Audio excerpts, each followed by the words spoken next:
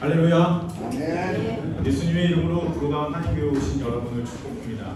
여러분, 주님은 우리를 제사장으로 부르셨습니다. 여러분 믿으세요? 네. 우리가 예배할 때 우리 가정이, 그리고 우리 직장이, 그리고 인도 땅이 변할 것입니다.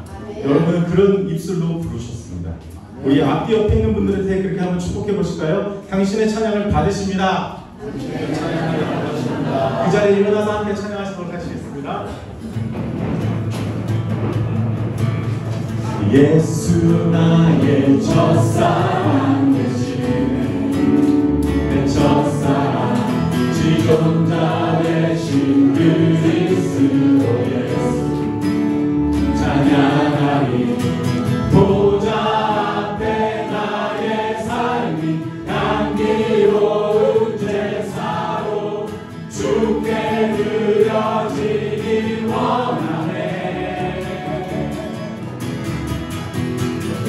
오직 주만 바라보며 나의 삶을 드리네.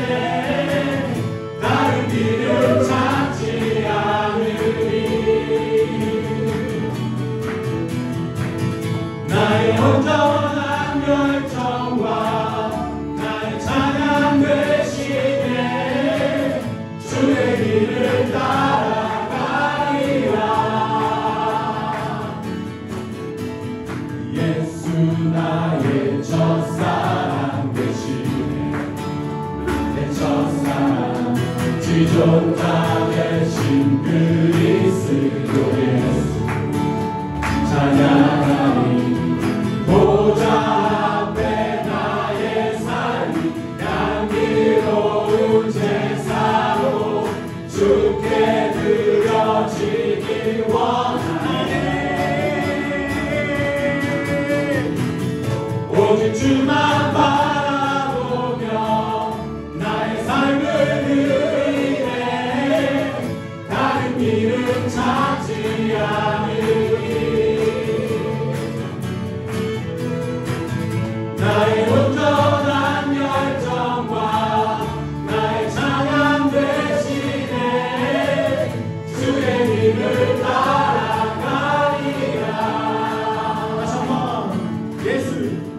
예수 나의 첫사랑 되시네, 내 첫사랑 지존자 되신 그리스도 예수 찬양하리. 보좌 앞에 나의 삶 향기로운 제사로 주께 드려지길 원하네. 오직 주만 바라보며 나의 삶을 드리네. 다른 길을 찾지 않으리. 나의 온전한 열정과 나의 찬양 되시네. 주의 길을 따라가리라. 보좌 앞에 나의 삶이 향기로운 제사로 주께 드려지길 원하네. 보좌 앞에 나의 삶이, 보좌 앞에 나의 삶이 향기로운 제사로 주께 드려지길 원하네. 오직 주만 바라보며 나의 삶을 드리네. 다른 길을 찾지 않으리. 나의 온전한 열정과 나의 찬양 되시네. 주의 길을 따라가리라.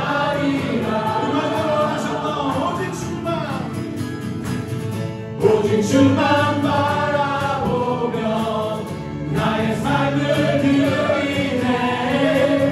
다른 길은 찾지 않으리. 나의 온전한 열정과 나의 찬양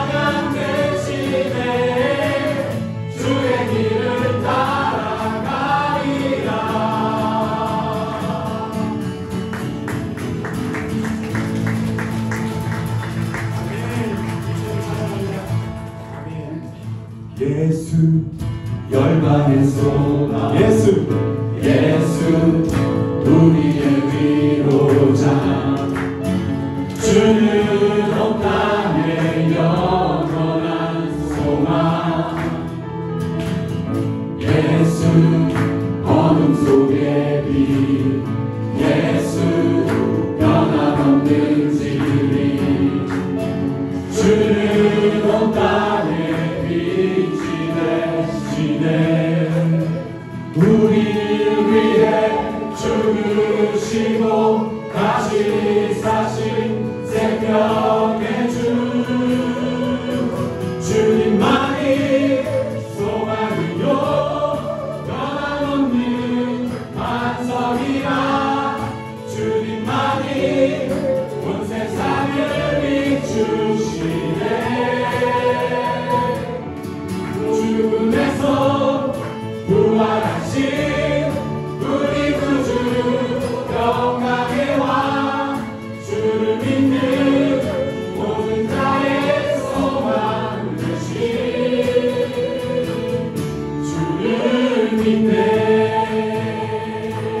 주님 다시 한번 고백하시겠습니다. 예수 열방의 소망 예수 열방의 소망 예수 우리의 위로자 주는 온 땅의 영원한 소망 예수 어둠 속의 빛 예수 변함없는 진리 주는 온 땅의 빛이 되시네 우리 위해 죽으시고 다시 사신 다시 한번 우리 위해 죽으시고 다시 사신 생명의 주 주님만이 소망이요 변함없는 반석이라 주님만이 온 세상을 비추시네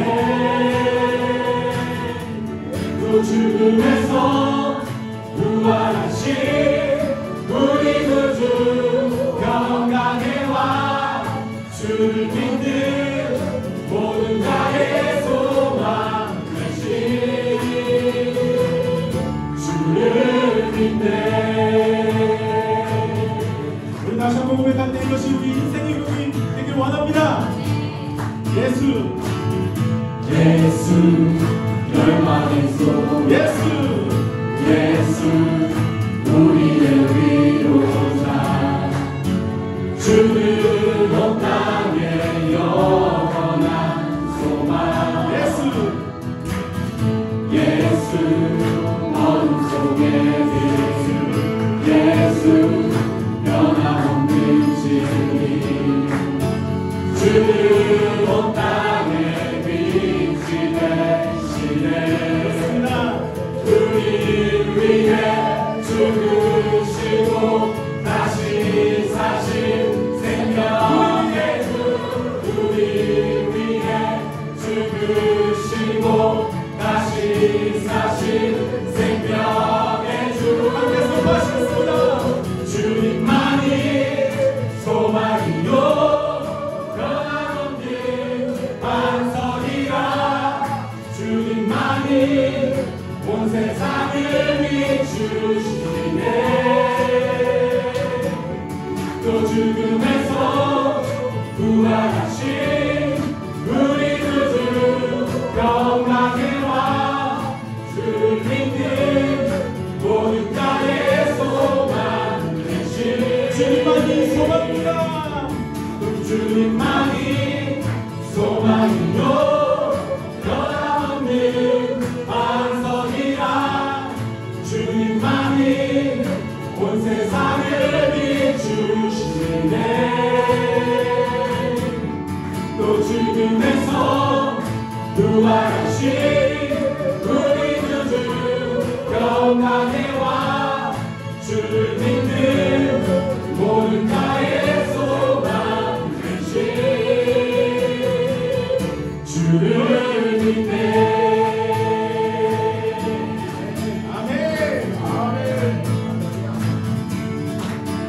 무릎 꿇고서 주님을 외치 예수 예수 나의 왕 예수 나의 왕 예수 나의 왕 아멘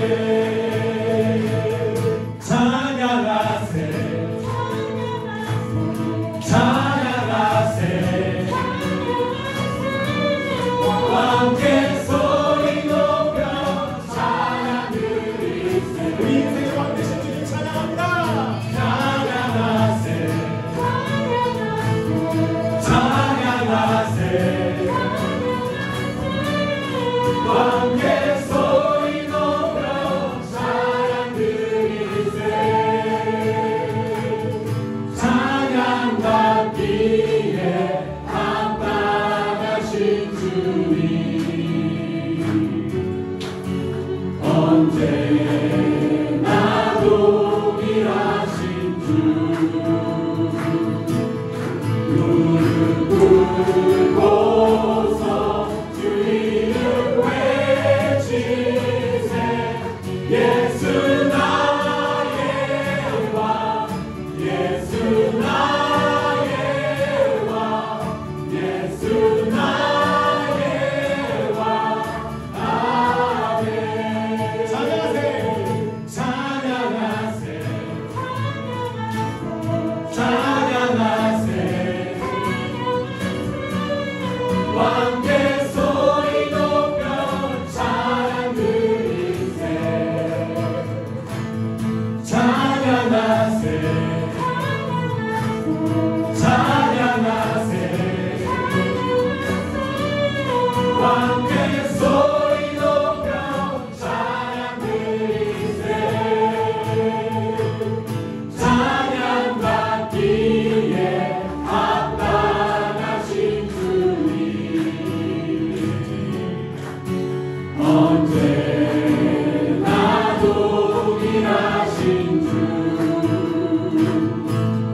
무릎 꿇고서 주님을 외치세 예수 나의 왕 예수 나의 왕 예수 나의 왕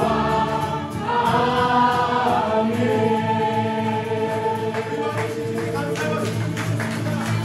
네 주님 사랑합니다 인도자의 왕이시고 우리 가정의 왕이시고 아멘 할렐루야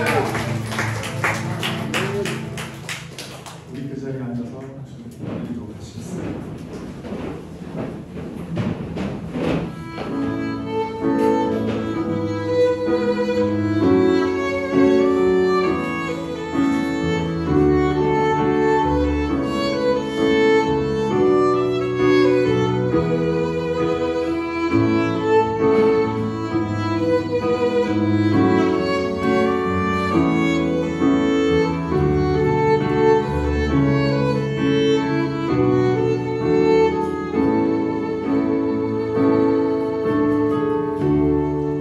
모든 상황 속에서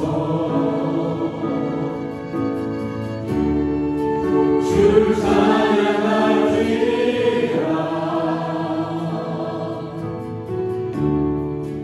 주는 너의 근상을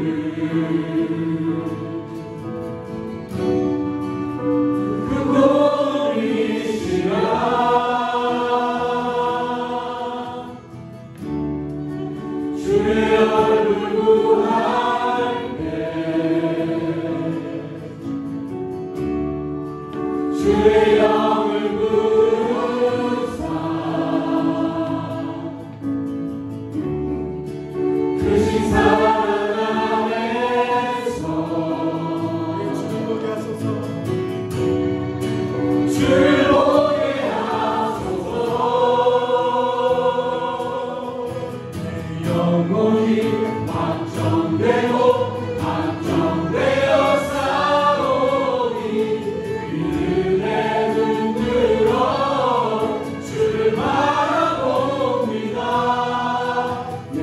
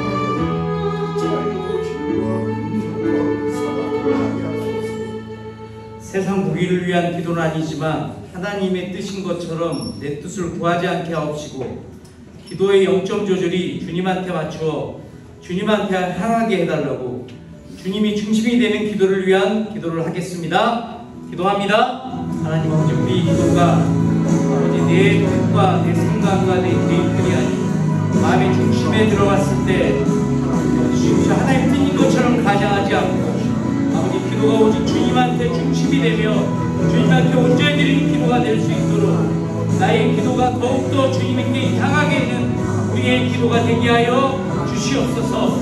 아버지, 우리 기도가 형식적인 기도가 아닌 주님께 매달리며 주님의 은혜를 간구하며 내 마음의 중심이 내가 아닌 아버지 예수님이 중심이 되고 주님이 중심이 되는 기도의 시간이 될 수 있도록 이 시간 주여 함께하여 주시옵시고 기도가 주님께 온전히 들어지는 기도 되게 하여 주시옵소서. 이 인도 땅에 우리를 보내셨는데 우리가 사업가 또는 직장에서 또는 일터에서 삶의 모든 상황 속에서 더욱더 빛을 발하고 전문성을 인정받고 능력을 발휘할 수 있도록 주님께 필요한 은사를 달라고 주님이 주신 사명을 잘 감당할 수 있도록 기도하겠습니다. 기도합니다. 하나님 아버지, 저희가 아버지 삶의 일터에서 아주 어떤 상황 속에서도 더욱더 전문성을 갖고 주님의 빛이 되는 존재로 아버지 세상 사람들 속에서 아버지 빛과 소금이 되는 존재가 될 수 있도록 저희에게 주신 은사 주시옵소서. 각자의 일의 그 모든 재주와 지혜 속에서 아버지 부어주시옵시고 아버지 그 은사로 말미암아 너끈하게 이 벽을 넘으며 아버지 삶의 일터에서 주님의 자녀로서 돕고 있는 사람 될 수 있도록 주여 주님의 은사를 이 시간 부어 주시옵시고 삶의 인도에서 부어 주시옵소서. 인도 땅에 보내진 선교사님들, 바라나시 모아바교회, IBS 신학교, 특별히 산제이 전도사, 특별히 칭따 사모의 치유와 회복을 위해 그 보호하심을 위해 복음 사역의 확장과 주님의 비전과 계획 위에 잘 열매 맺을 수 있도록 기도하겠습니다. 기도합니다. 하나님 아버지, 칭따 사모가 지금 아버지 주여 치료를 하며 아버지 많은 어려움 속에 있습니다. 건강을 붙잡아 주시옵시고 그 가정을 붙잡아 주셔서 주님의 사역에 더욱더 힘차게 나아갈 수 있는 아버지 치유와 회복이 일어나게 하여 주시옵소서.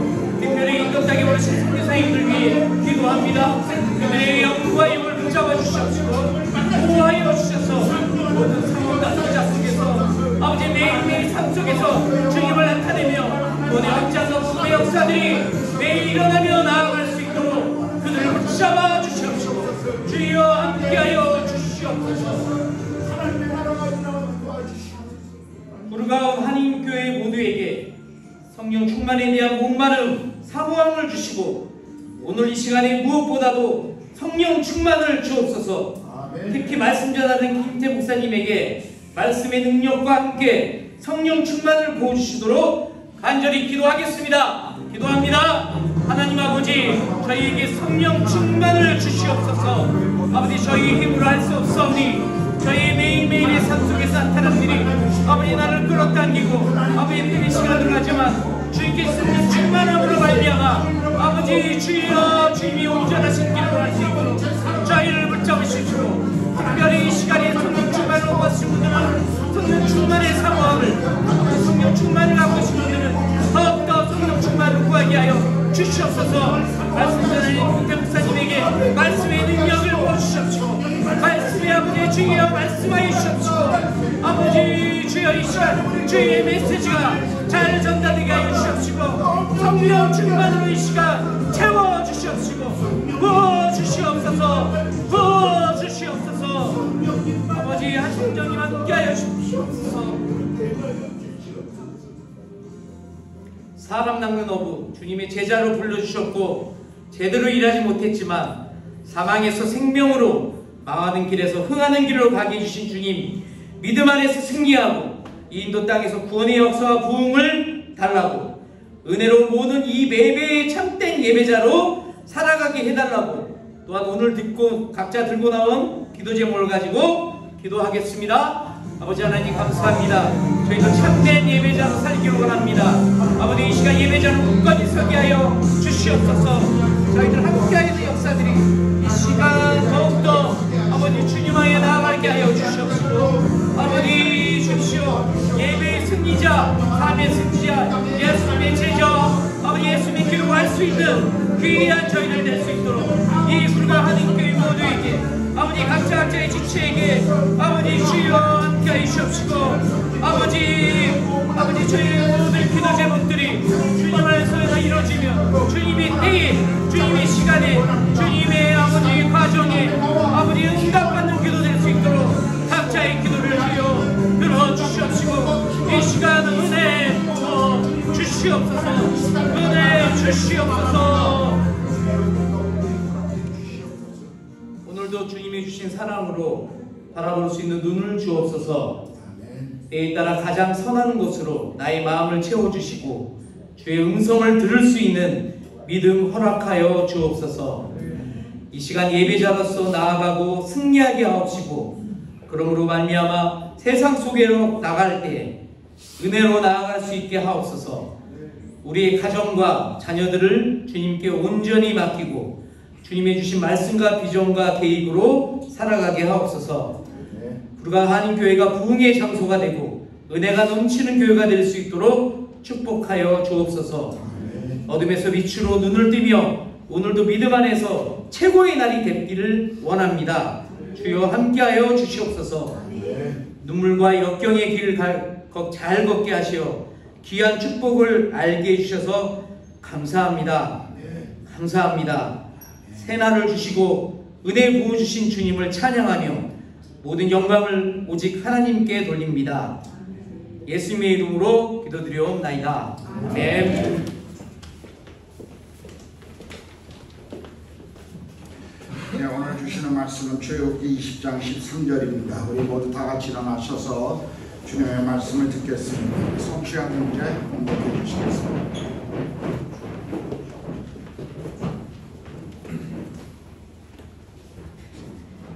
살인하지 말라. 아멘.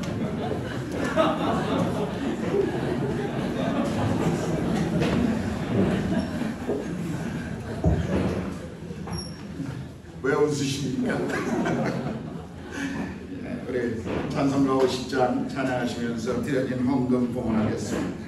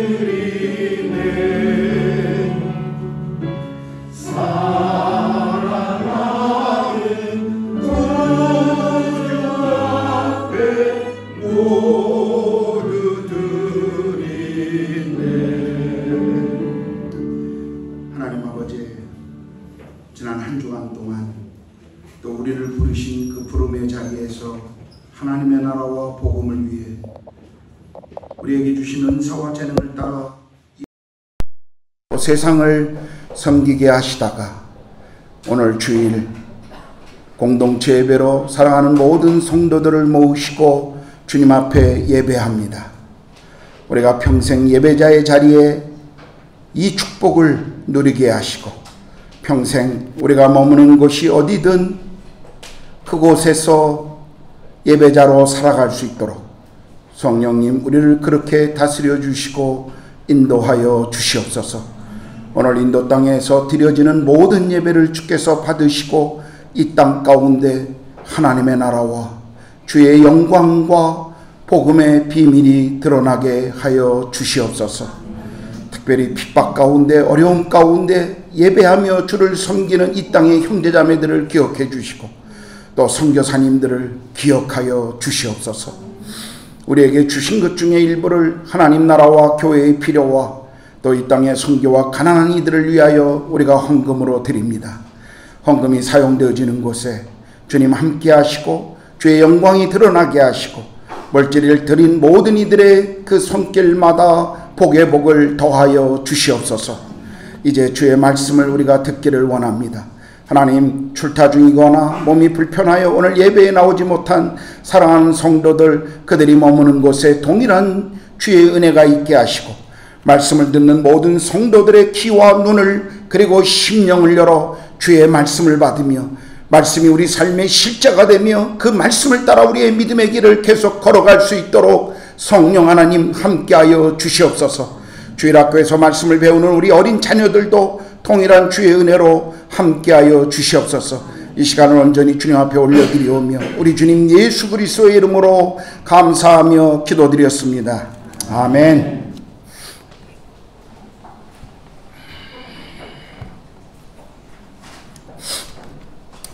오늘 보게 될 말씀은 10계명의 제7계명 살인하지 말라입니다. 아주 단순하고 아주 분명한 메시지입니다. 그런데 이 단순하고 분명한 메시지가 오늘 현대를 살아가는 우리들에게는 그렇게 쉽지 않은 말씀이기도 합니다. 왜냐하면 우리는 그 어떤 시대보다도 더 가까이 살인에 친숙해져 있는 시대 속에 살아가고 있기 때문일 것입니다. 영화, TV, 인터넷 속에서 정말 무수한 방법으로 이 보여주고 있는 죽음을, 살인을 우리는 매일 접하고 있습니다.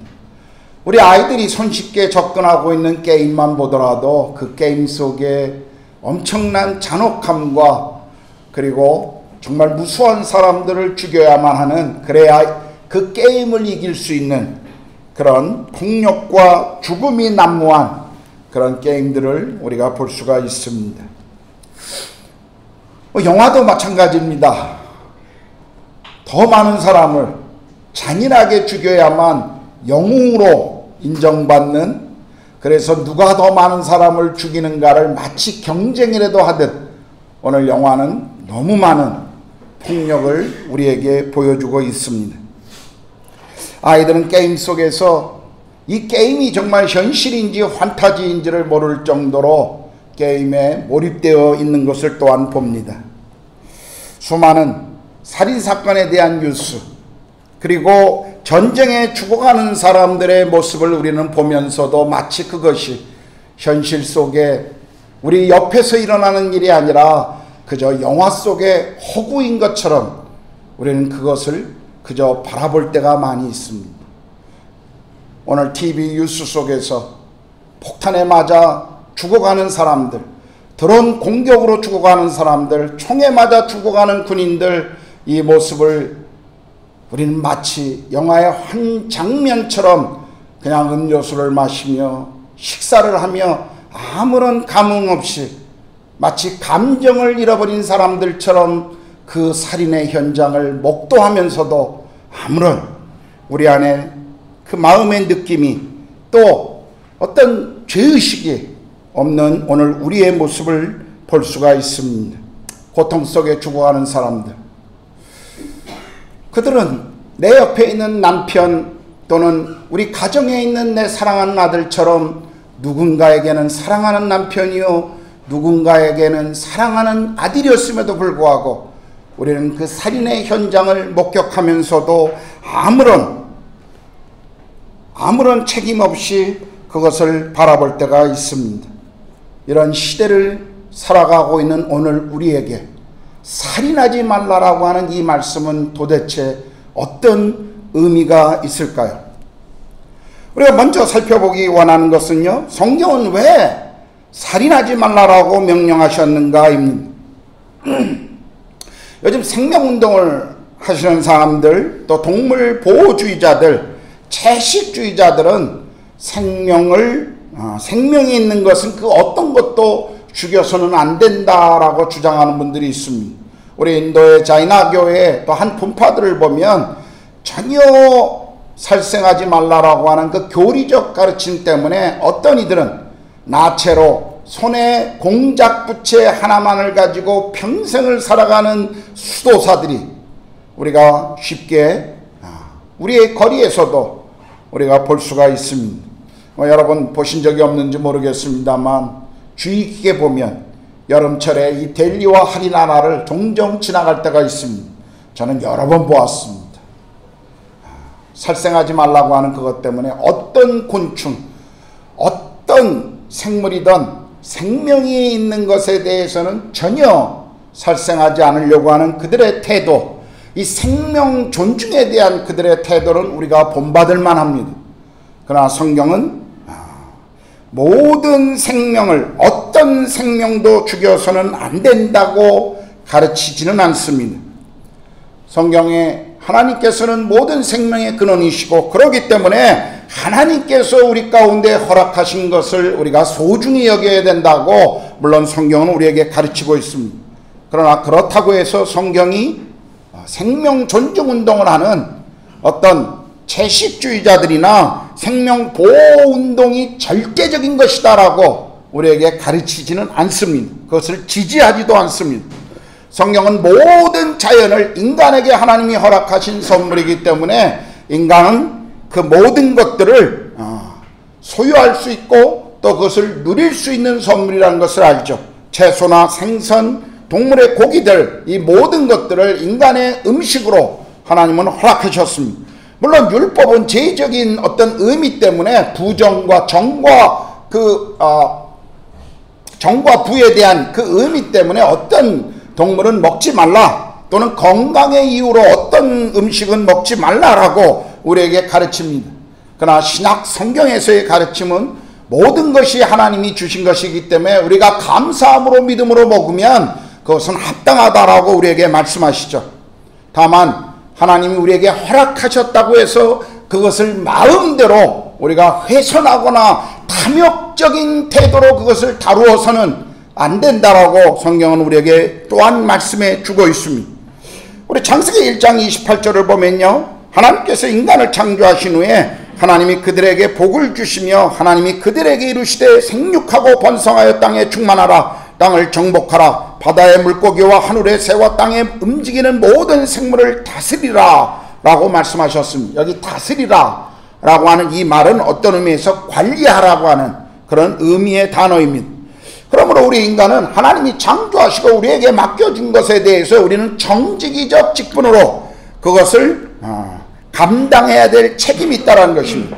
지나친 어떤 탐욕이나 인간의 욕심으로 어떤 동물들을 필요 이상으로 포획하거나 잔인한 방법으로 죽이거나 자연을 훼손하거나 이러한 것들은 기독교인으로서 마땅히 그것은 좋은 태도는 아니라고 생각합니다.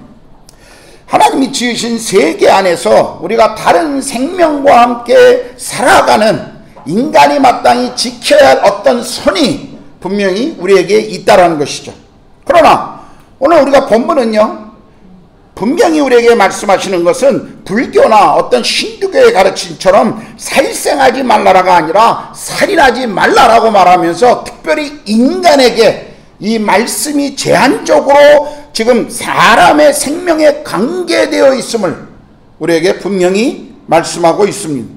왜 살인하지 말라고 말씀하셨을까요? 가장 중요한 이유는 바로 우리 인간이 하나님의 형상으로 창조된 존재이기 때문에 그렇습니다. 창세기 1장 27절은요, 하나님이 자기 형상 곧 하나님의 형상대로 사람을 창조하시되 남자와 여자를 창조하시고라고 기록되어 있습니다.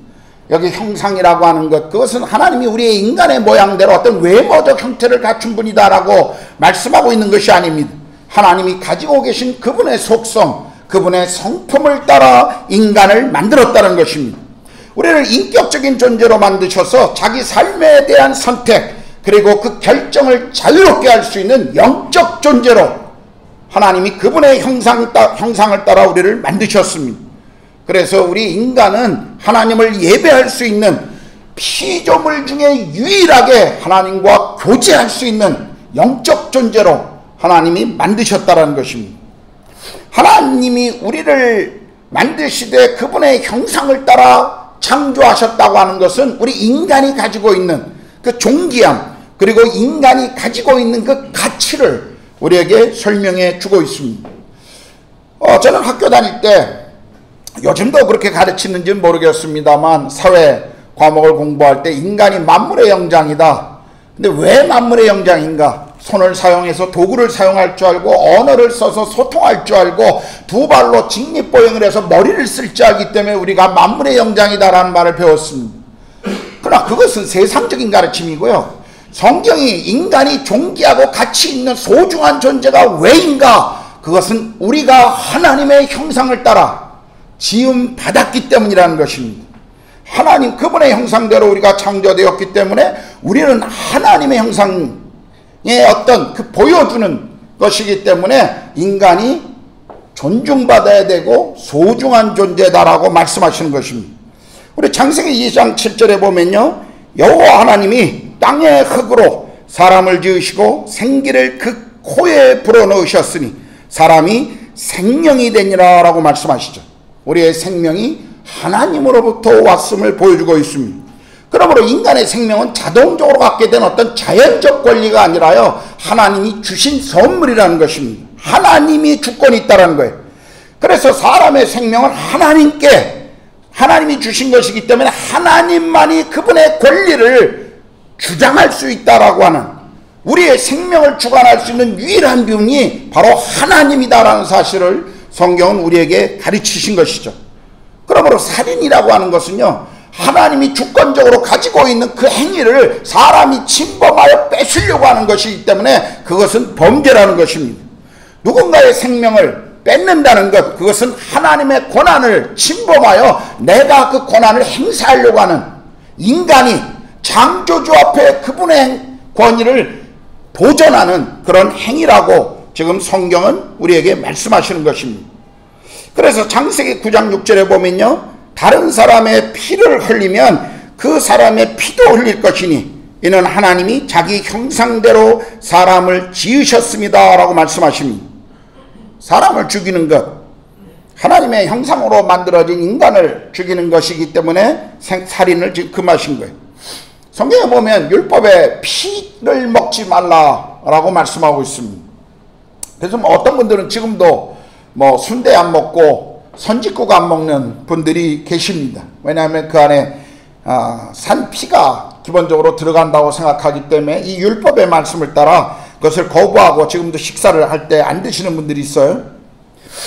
피는 성경에 보면 생명을 의미한다라고 말씀하고, 그래서 그 생명의 주인은 하나님이시기 때문에 피를 먹지 말라라고 율법은 그렇게 말씀하신 거죠. 생명의 권리는 하나님께만 있기 때문에 그 피를, 산 피를 마신다고 하는 것은 바로 하나님의 이 권리에 도전하는 것이다.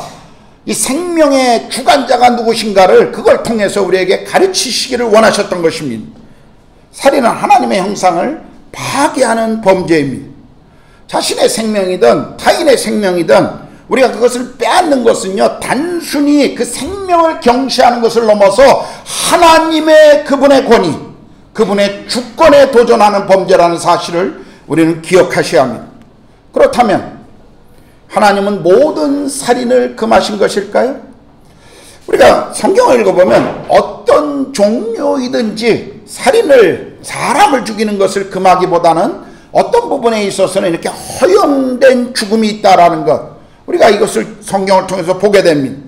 오늘 6계명에 사용한 이 라자흐라고 하는 이 히브리어는요, 살인이라고 하는 이 단어는 사실은 어떤 죄를 져서 사형에 처하거나 아니면 전쟁 중에 사람을 죽이는 그런 단어를 쓸 때 이 단어를 사용하지 않습니다. 이 단어는 불법적인 어떤 고의성을 가지고 의도적으로 사람을 죽일 때 성경은 이 단어를 주로 사용했습니다. 그러므로 불법적인 살인으로 고의로 사람을 죽이는 것을 이 6계명은 지금 금지하고 있다 하는 것으로 우리가 볼 수가 있죠. 사람을 미워하고 죽이고 싶은 어떤 의도를 가지고, 그런 마음을 가지고 사람을 죽이는 것, 그것을 지금 6계명은 금지하고 있다는 것입니다. 여러분, 첫 번째 사람인 아담이 에덴 동산에서 범죄하고, 그리고 에덴 동산에서 쫓겨났을 때 그가 자식을 낳으면서 가인과 아벨을 낳습니다. 그런데 가인과 우리가 형제지만 뭐 너무 달랐죠. 그리고 하나님이 말씀하신 것을 따르는 데 있어서의 이 종교적인 이 예배 제의적인 이런 방법도 좀 달랐습니다. 중요한 것은 하나님께서 아벨을 더 사랑하시고 아벨에게 더 관심을 갖는 것 같으니까 이 가인이 자신이 드린 제물과 또 자신에 대한 그 태도의 불량함 때문에 하나님이 그것을 거부하자 그는 반대로 받아들여진 아벨에 대한 시기와 질투와 분노가 있었어요. 성경에 보면 형인 가인이 동생 아벨에게 이렇게 말합니다. 들로 우리가 나아가자. 굉장히 고의적인 계획성이 있는 것입니다. 그리고 동생을 돌로 쳐 죽이는 장면, 성경에 나온 첫 번째 살인사건을 우리에게 그렇게 소개해주고 있습니다. 바로 이것이 살인입니다. 다른 사람을 향한 미움 때문에 다른 사람이 가진 어떤 것을 고의적으로 빼앗으려고 하는 것, 그 행동으로 말미암아 일어나서 사람을 죽이는 것, 이게 불법적인 살인이라고 우리는 말할 수 있을 것입니다. 하나님은 이런 살인을 절대로 허락하지 않으십니다. 그런데 우리가 성경을 우리의 현실 속에서 적용하다 보면 어떤 것들은 분명히 잘못된 것이라고 우리가 인식할 수 있지만 어떤 부분들은 정말 이 영역에서 우리가 어떻게 적용해야 할 것인가에 대해서는 상당히 어려운 부분들이 사실 많이 있습니다. 목사님, 저도 그렇습니다. 예를 들면 전쟁과 같은 것이에요. 전쟁. 성경은 또 일반적으로 그 성경에 대한 해석을 하면서 많은 그리스도인들이 역사 속에, 기독교 역사 속에 정의롭고 합당한 전쟁은 허용될 수 있다라고 하는 생각을 일반적으로 가져왔습니다. 그리고 이런 합법적인 전쟁 가운데 일반인이 아닌 군인을 전투 중에 살해하는 것은 살인이 아니다라고 일반적으로 그렇게 허용된다라고 생각해 왔습니다. 그러나 여러분 한번 생각해 보십시오. 정말 정당한 전쟁이라는 것이 얼마나 많을까요? 또 과거에는 그러한 것들이 있었어요. 자유를 위해 싸우는 것. 그리고 어떤 그 무언가 그 나라와 그리고 어떤 세계적인 그 어떤 그 같은 그 좋은 이념을 위해서 싸우려고 하는 그런 것들이 있었습니다. 그러나 현대의 전쟁은 가면 갈수록 그러한 부분들을 많이 잃어보고 있는 것을 볼 수가 있죠. 정말 정당한 전쟁, 합법적인 전쟁이라는 게 뭘까요? 우리는 전쟁 속에서 그 인간의 탐욕과 그 숨겨져 있는 많은 의도들을, 이 잘못되어 있는 의도들을 보지 않습니까? 러시아와 우크라이나의 전쟁을 우리는 보고 있습니다. 2년째 계속되고 있어요. 이스라엘과 하마스의 전쟁 이렇게 오래 갈 거라고 저도 생각하지 않았습니다.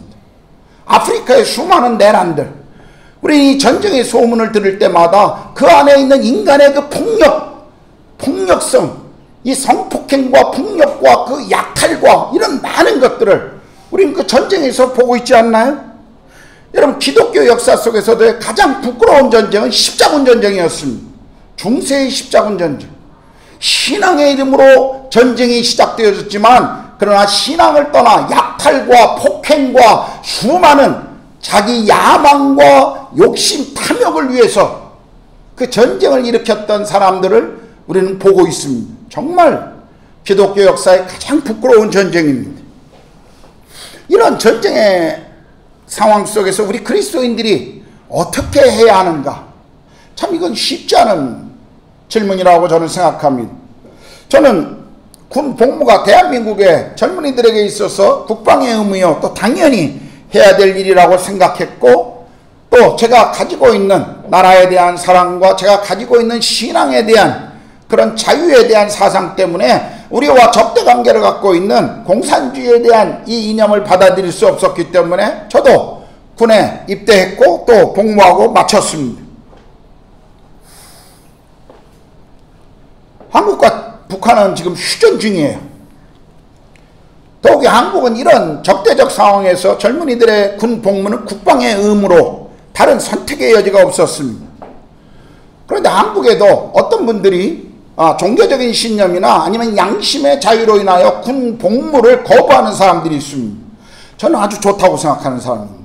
저는 오래전부터 양심적이거나 자기가 갖고 있는 어떤 종교적인 신념 때문에 전쟁에 참여할 수 없다라고 생각하는 사람들을 향해서 대체 복무를 정부가 허락해야 한다는 것을 아주 오래전부터 저는 그것을 믿었고 그렇게 주장한 사람 중에 하나였습니다.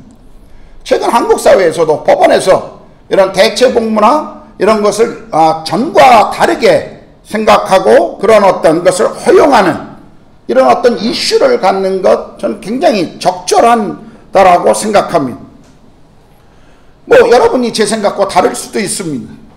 이런 부분에 대해서는 어떤 것이 진리다, 절대적이다라고 제가 말하지 않기 때문에 제 생각이라고 말씀드렸어요. 이런 부분들은 사람마다 다를 수 있습니다.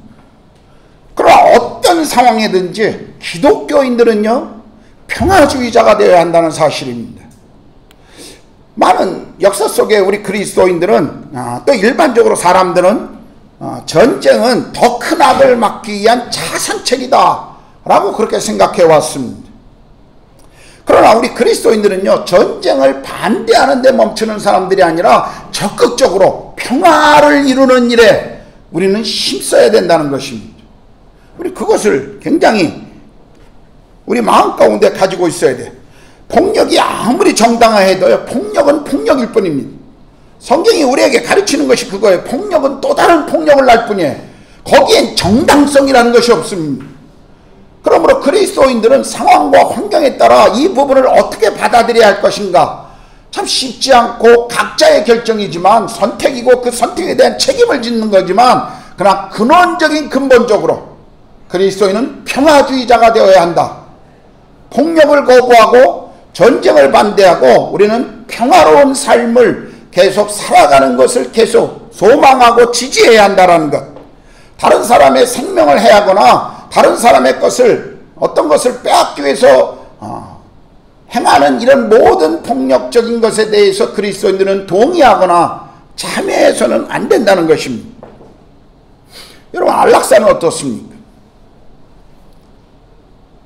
전혀 가능성이 없는 질병을 가지고 있는 사람들, 또 심한 그 병으로 인하여 질병으로 고통을 받고 있는 사람들, 그들을 편안하게 오히려 생을 마치게 하는 것이 더 윤리적인 것 같고 더 한 사람을 향한 더 인권의 존엄성이라고 생각할 수도 있을 것입니다.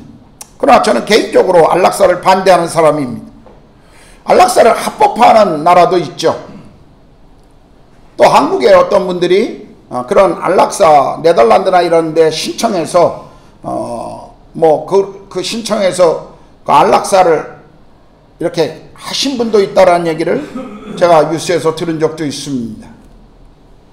그분들의 마음은 이해해요. 얼마나 고통스러우면 그것을 선택했을까? 스스로 자신의 삶을 단절시키는 것을 선택했을까? 그것은 이해가 됩니다. 그러나 우리가 무엇보다도 생명이 누구에게 있는 것인가? 그것은 하나님의 주권이라고 제가 이미 말씀드렸습니다. 그러므로 우리가 스스로 자신의 생명을 끊어버리는 것은 자살과 함께 안락사도 어떤 의미에서 그것은 하나님이 원하시지 않는 방법이라고 저는 생각합니다. 물론 저는 연명치료는 반대하지 않는 사람입니다. 전혀 살 가능성이 없는 사람을 인공호흡기나 어떤 기계적 도움으로 단순히 생명만을 붙들고 연장시키는 것, 저는 그것은 아니라고 생각하는 사람이에요. 저는 개인적으로 저와 제 아내는 제 아이들에게 또 제 유언서에도 연명치료를 하지 않겠노라고 그렇게 적어놨습니다. 지난번 한국 갔을 때 저는 새로운 사실을 하나 배웠어요. 단순히 내가 유언장에 남겨놓고 아이들에게 말했다고 연명치료가 거부되는 게 아니라는 새로운 사실을 알았습니다. 그 법적으로 어떤 곳에 가서 해야 된다고 그러더라고요. 다음에 한국 가면 저와 아내가 그것을 하려고 그래요. 저는 연명치료를 원하지 않습니다. 그냥 제 생명을 다하는 그날, 하나님이 제 생명을 거두가신 그날, 저는 그것을 그냥 담담히 받아들이기를 원하는 사람입니다. 물론 가족 간의 합의나 어떤 동의가 있어야겠지만 저 개인적으로는 가족들에게 연명치료는 하지 않겠다, 이미 그렇게 선언하고 유언장에 남긴 사람입니다. 저는 그리스도인들이 자살할 수 있다고 생각하는 사람입니다. 그리스도인이 자살했다고 해서 구원을 잃어버리고 지옥에 간다, 저는 그렇게 생각하지 않습니다. 한 사람의 인생 속에 그가 가지고 있는 신앙보다도 더 큰 그런 아픔과 고통 속에서 스스로 자신의 생명줄을 놓아버릴 만큼 고통스러운 시간이 있을 수 있다는 것 저는 생각합니다. 그럼에도 불구하고 자살은 성경이 우리에게 동의하거나 가르치지 않고, 그리고 하나님이 주신 생명을 스스로 거두어가는 것은 하나님 앞에 범죄라는 사실 앞에, 그것이 회개할 수 없는 범죄라고, 우리의 구원의 문제를 잃어버릴 수 있는 범죄라고 저는 생각하지 않지만, 그러나 분명한 것은 성경에 그것이 죄라고 잘못이라고 우리에게 가르치고 있다는 것입니다. 낙태는 또 어떻습니까? 얼마 전에 통계를 보니까 우리 한국 여성 중에 20% 이상이 낙태를 경험했다고 합니다. 5명 중에 결혼한 여성들의 5명 중에 1명이 낙태했다라는 거예요. 얼마나 많은 생명들이 태어나기도 전에 낙태로 세상을 떠나는지 모릅니다. 며칠 전에는 여러분이 아는 것처럼 제가 뉴스에서 보았어요. 프랑스에서 낙태를 합법적으로 헌법에 정당화시키는 것을 보았습니다.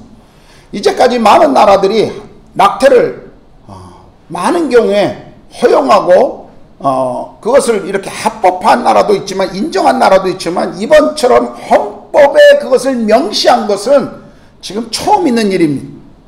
저는 낙태가 여성의 선택적 권리라고 믿지 않는 사람입니다. 물론 우리가 생명을 어디서부터 생명이라고 생각하느냐, 사람들마다 이슈가 있고 논쟁이 있어요.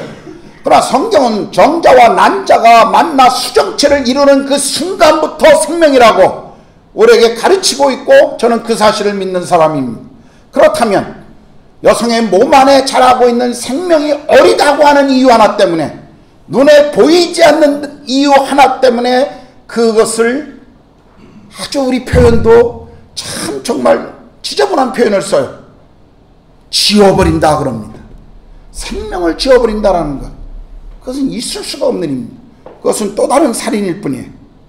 남자든 여자든, 나이가 많은 사람이든 적은 사람이든, 태어나기 전에 아기든 동일한 생명으로서 그 생명은 존중받아야 되고 소중하다는 사실을 우리 모두는 기억해야 합니다. 물론 그 부분에 있어서도 어려움이 있다는 것 저는 압니다. 의학적인 산모에 문제가 있거나, 또는 강간에 의한 원하지 않는 임신이거나, 아니면 근친상간, 또 장애를 가지고 있는 아이들, 참 많은 그런 어떤 임신상의 어려움이 있어요. 또 이런 낙태에 대한 문제를 다룰 때마다 그것을 여성에게만 불합리적으로 다루고 있는 사회적 분위기도 굉장히 큰 문제가 있다고 생각합니다. 그러나 그럼에도 불구하고 우리 안에 이 생명에 대한 존중에 대한 마음을 우리는 잊어서는 안 됩니다. 물론 우리가 어떤 상황과 환경을 완전히 무시한 채 성경의 잣대만을 가지고 들이밀고 정죄하고 책임감을 요구하는 그런 것을 해서는 안 됩니다. 우리는 그 상황에, 그럴 수밖에 없는 사람들 속에 그 상황을 이해하고 그들에 대한 것을 우리는 받아줘야 될 필요도 있을 때가 있어요. 그러나 우리가 갖는 기본적인 생각은 낙태는 생명을 해하는 사실이라는 것을 우리는 잊지 말아야 합니다. 우리는 대안을 찾도록 이 일에 있어서도 정부를 압력해야 되고, 그리고 교회가 이런 부분에 대해서 더 많은 발을 벗고 나서야 될, 대안을 찾아야 될 일들이라고 생각합니다. 원하지 않은 임신을 했던 여성들을 보호하고, 또 그들이 낳은 아이들을 어떻게 돌봐야 할 것인가, 이런 것에 대해서 교회가 정말 관심을 가지고 이런 부분들을 도와줄 필요가 있다고 생각합니다. 그러나 분명한 사실은 어떤 상황이든지 낙태는 성경이 가르치는 올바른 행위가 아니라는 것이죠.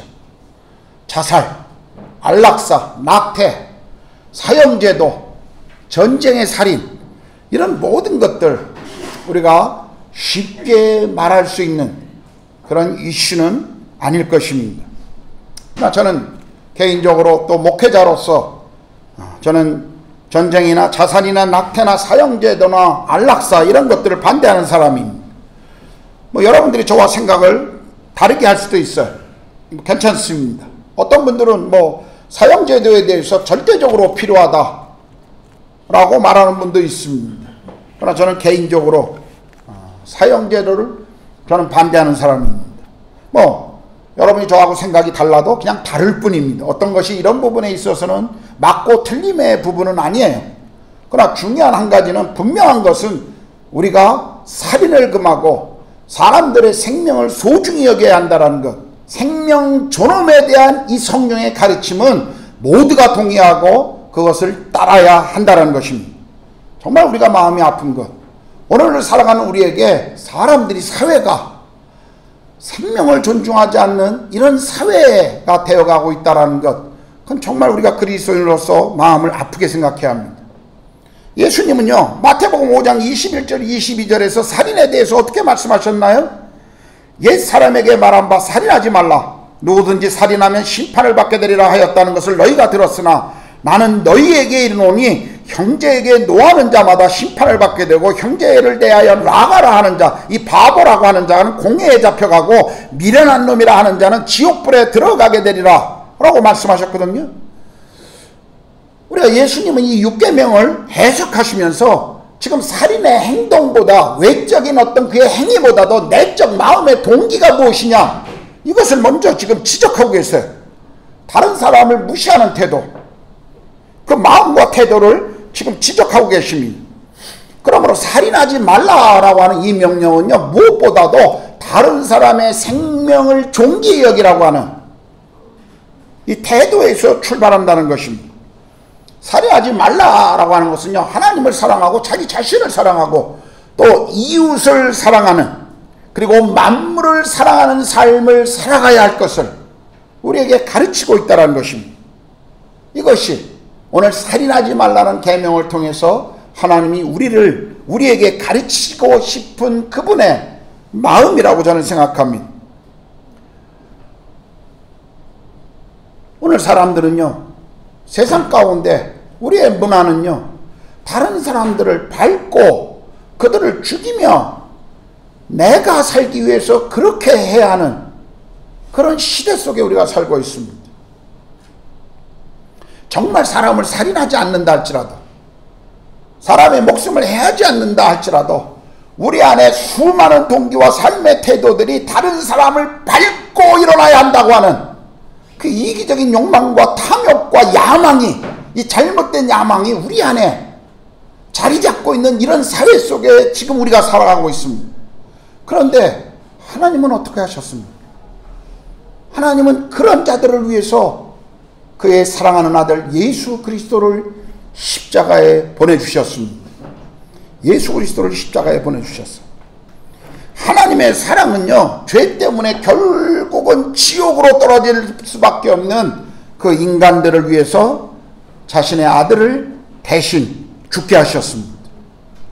우리는 밟고 죽여야 내가 산다라고 말하지만, 하나님이 세상을 대하시는 방법은 그의 사랑하는 아들 예수 그리스도를 우리를 위해서 주심으로, 범죄한 자들을 위하여 주심으로, 하나님 없이 자기 마음대로 살아가고 있는, 그냥 때려 죽여서 지옥에 보내도 합당한 그 인간들을 향해서, 우리와 같은 그 사람을 위해서 하나님은 예수 그리스도를 우리 가운데 보내주신 거예요. 이것이 그분의 방법이었습니다. 오늘 세상의 진정한 평화와 세상의 진정한 샬롬의 그 정신이 듣기 위해서는요, 우리는 이 십자가의 정신을 배워야 합니다. 우리는 이 십자가의 방법을 배워야 돼요. 여러분, 폭력은 폭력을 낳아요. 사람의 노력과 교육이, 그리고 사람의 어떤 의지적인 훈련이 이 땅에 평화를 가져올 수 있을까요? 아니요. 18세기 계몽 시대 이후에 사람들은 한때 그런 자신감을 가졌습니다. 인간이 세상을 아름답게 만들 것이라.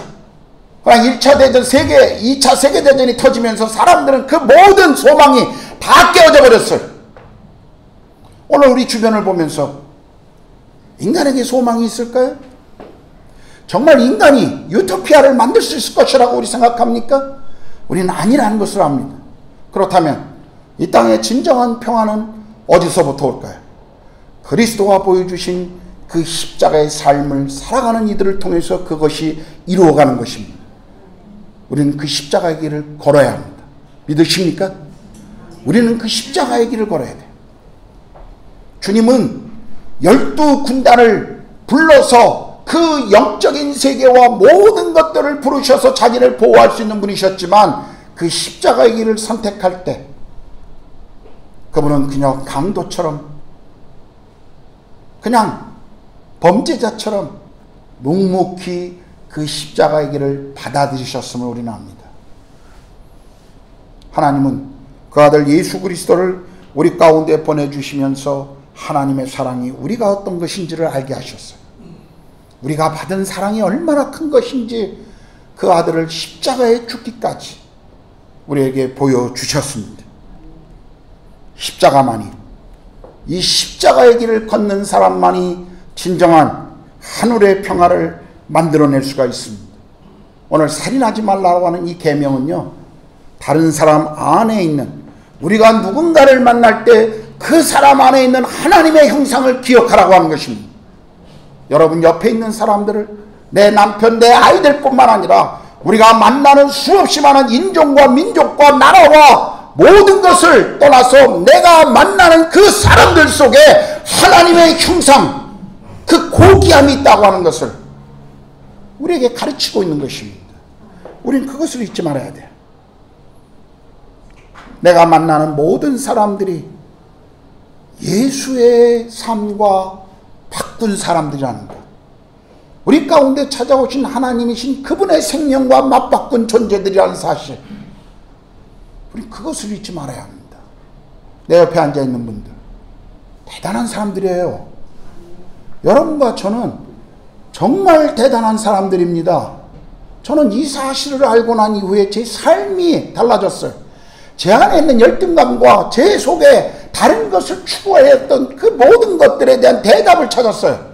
내가 어떤 존재인지, 내가 하나님 앞에 어떤 존재인지, 그리고 내 앞에 서 있는 사람들이 어떤 존재인지를 알았을 때, 저는 성경을 통해서 이것을 발견했을 때 나와 너의 관계가 어떻게 돼야 하는지 그것을 배운 사람입니다. 우리 모두는요, 하나님의 형상으로 창조된 존귀한 사람들입니다. 하나님의 형상으로 지음받은 소중한 인물들입니다. 내 가족뿐만 아니라 내가 만나는 메이드, 기사, 내 직장에 있는 사람들, 내가 그냥 스쳐가는 모든 이들 다 그들 속에 계신 하나님의 형상을 보십시오. 그들이 신주인이든 무슬만이든 아니면 그냥 아무 종교를 갖고 있지 않는 사람이든 그 안에 하나님의 형상, 물론 죄로 말미암아 깨어졌어요. 그 형상이 온전하지 못합니다.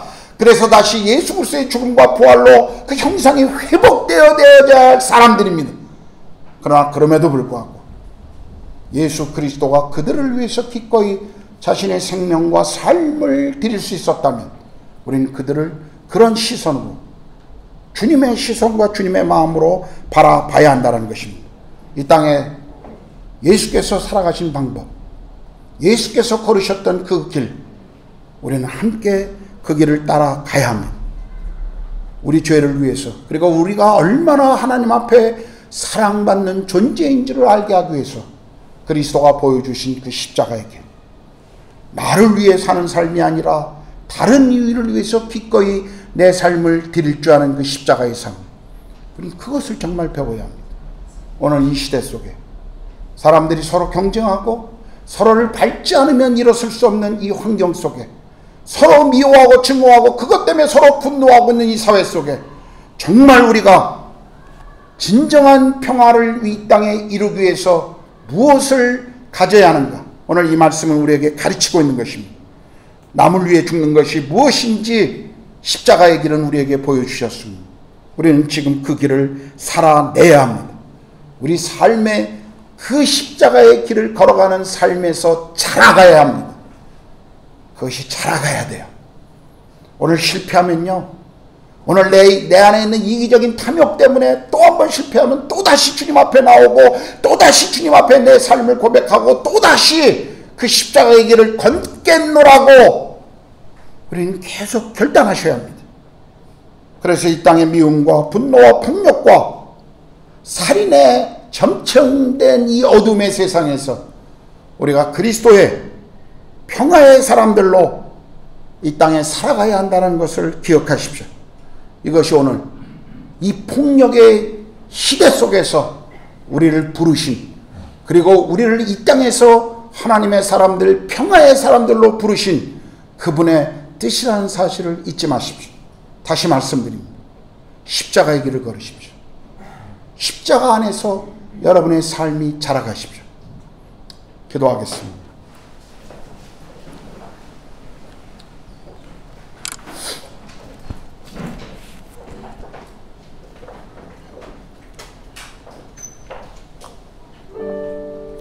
살인하지 말라. 우리하고 너무 먼 말씀인 것처럼 느껴질 때가 있습니다. 나하고는 전혀 상관없는 그런 말씀이라고 우리가 생각할 수도 있을 것입니다. 그런데 가만히 우리 자신을 돌아보면 우리 안에 얼마나 다른 사람을 향한 미움과 분노와 증오가 있습니까? 때로는 죽이고 싶은 만큼 행동으로 옮기지 못하지만 그런 마음들이 우리 안에 얼마나 많습니까? 내가 살아야만, 저 인간이 죽어야만 내가 살 수 있다라고 하는, 저 인간이 망해야만, 저 인간이 실패해야만 내가 살 수 있다라고 하는 생각을 가질 때가 얼마나 많습니까? 주님은 반대의 길을 걸으셨습니다. 주님은 그런 길을 걸으시고 성공할 수도 있어요. 세상적인 성공적인 삶을 가질 수도 있었습니다. 그런데 그분은 반대의 길을 걸으셨어요. 기꺼이 다른 이들을 위해 자신의 생명을 내어놓는 십자가의 길을 걸으셨습니다. 오늘 우리가 걸어야 될 길입니다.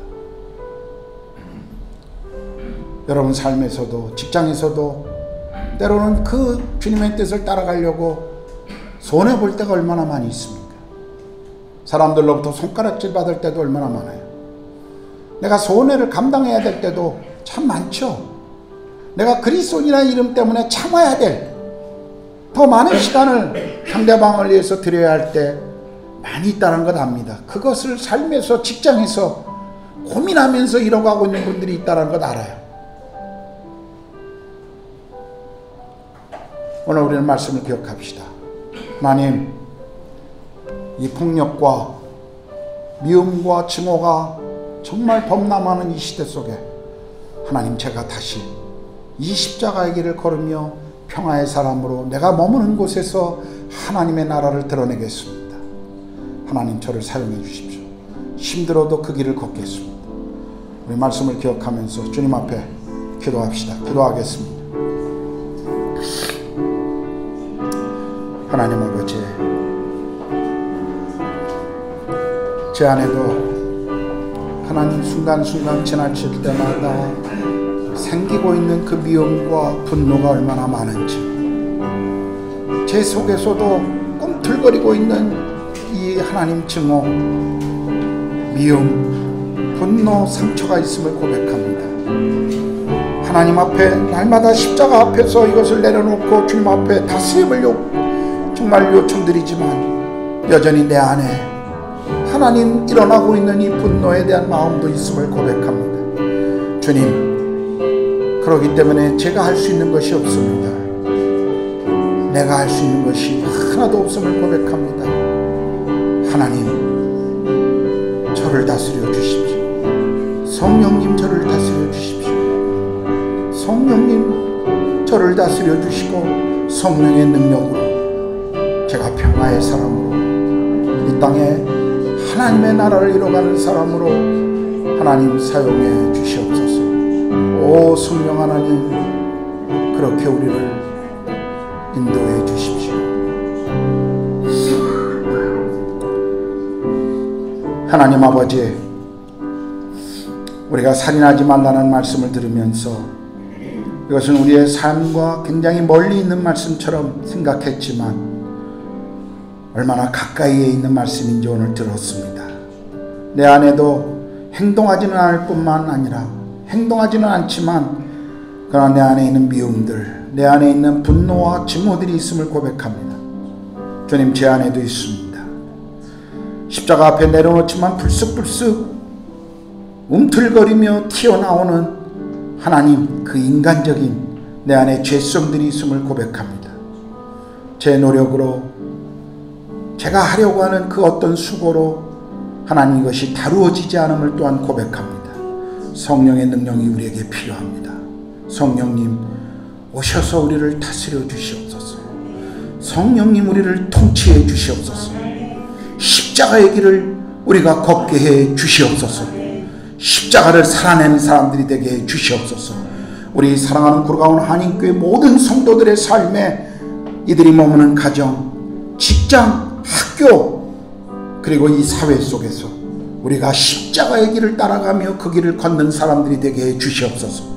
그래서 우리가 있는 곳에 하나님의 샬롬의 평화가 임하도록 하나님 그렇게 역사해 주시옵소서. 감사합니다. 주님을 찬양합니다. 우리 공동체가 하나님 이 땅에 그런 공동체가 되기를 소망합니다. 우리 주님 예수 그리스도의 이름으로 기도드렸습니다. 아멘. 아까 소개를 못했는데 우리 이승민 집사님 저 뒤에 와 계시네요. 스모도 다 보입니다. 우리 이 집사님 한번 잠깐만 일어나 주시겠어요? 네, 환영합니다. 네, 감사합니다. 우리 현대자동차 우리 법무팀에 계신 우리 이승민 집사님. 아직 가족들은 안 오셨고 원래 벵갈로에서 한 5년 정도 계시다가 한국에 들어가셨다가 다시 인도로 나오셨습니다. 환영합니다. 혹시 교회 앞에 제가 해야 될 광고 혹시 놓친 것 있습니까? 예, 없으시면 우리 다 같이 일어나셔서 우리 찬송가 412장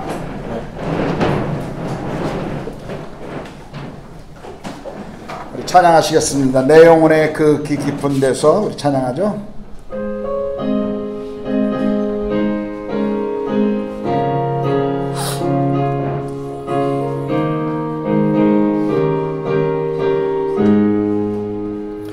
내 영혼의 그 깊은 데서 맑은 가락이 흘러나네. 하늘 곡조가 언제나 흘러나와 내 영혼을 공이 싸네.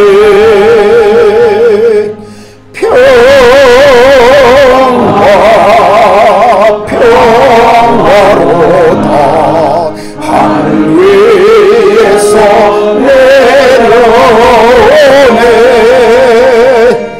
그 사랑의 물결이 영원토록 내 영혼을 덮으소서.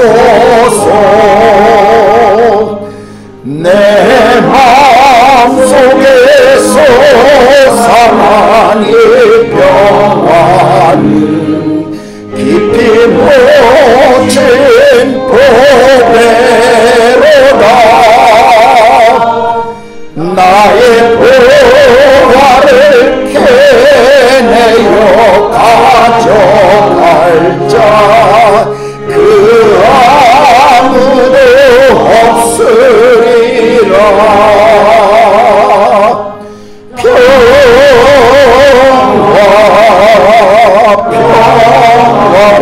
평화로다 하늘 위에서 내려오네.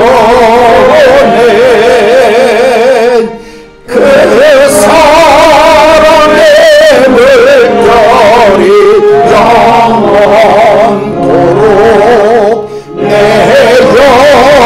영혼을 덮으소서. 내 영혼의 평화가 넘쳐나는 주의 큰 복을 받으니라. 내가 주야로 주님과 함께 있어 내 영혼이 편히 쉬네.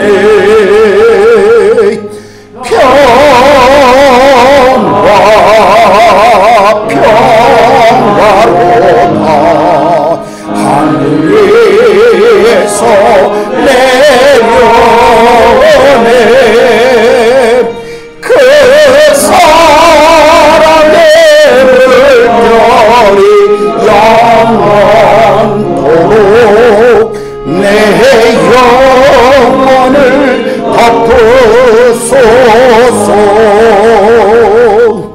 이 땅 위에 험한 길 가는 동안 참된 평화가 어디 있나.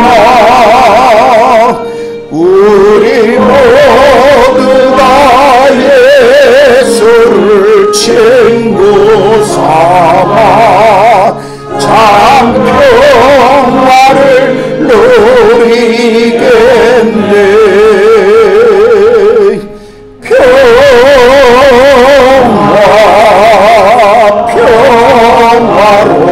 평화로만 하늘 위에서 내려오네. 그 사랑의 물결이 영원토록 내 영혼을 덮으소서. 오늘 예배에 처음 방문해 주신 분들은 예배 마치면 앞에서 잠깐만 저를 만나고 가시면 좋겠습니다. 기도하겠습니다. 이제는 우리 주님 예수 그리스도의 은혜와 하나님의 그 크신 사랑하심과 성령의 내주하시고 교제케 하심이 또한 우리를 부르신 그 부름의 자리에서 평화의 사람으로 십자가의 길을 걷기를 소망하는 살아가는 구로가온 한인교회 모든 성도들 머리 위에, 그리고 우리 자녀들과 우리의 산업 위에, 그리고 이 땅에서 하나님 나라와 복음을 위하여 삶을 드리고 계시는 모든 선교사님들과 그 가정과 사역의 열매 위에 이제로부터 영원토록 함께 하시기를 간절히 축원하옵나이다. 아멘.